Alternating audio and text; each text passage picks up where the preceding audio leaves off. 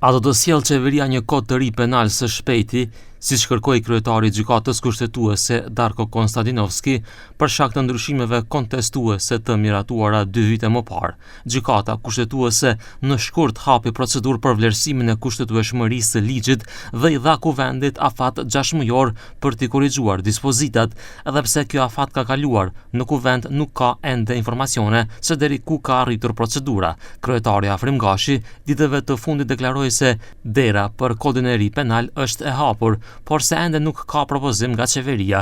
As deputetja e LSDM-s, Stavjanka Petrovska, nuk ka informacione se kur ligji do të dorëzohet deputetëve.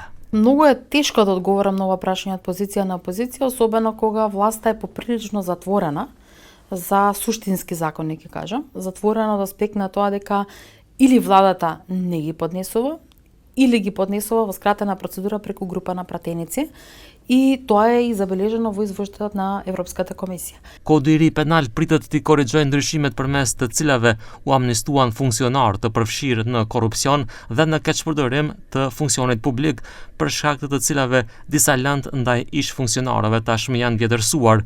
Për këtë pati vërejtje edhe në raportin e Komisionit Evropian. Ligji është gjithashtu pjesë e detyrimeve të marra me agjendën reformuese, me afat miratimin deri në dhjetor të këtij viti. Ministri i Drejtësisë Igor Filkov në një intervistë për agjencinë Mia tha se ligji është në fazën përfundimtare. Këtë e konfirmoi edhe kryeministri Mickoski, i cili këtë javë paralajmëroi se ndryshimet do të bëhen deri në fund të vitit. Во кривичниот законник и тоа го правиме под притисок на одлуката на Уставниот суд и тоа ќе го направиме до нова година, ќе влезат во парламент и измени, за да го задоволиме, за да не се случи да направиме една општа колективна амнестија во општеството и сите криминалци кои што се во затвор да излезат.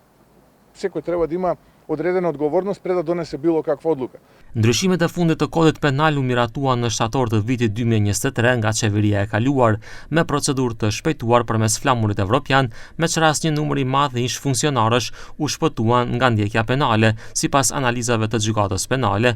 Në momentin e miratimit të ndryshimeve ishin duke u zhvilluar procedura ndaj 197 personave të akuzuar për keqpërdorim të detyrës zyrtare.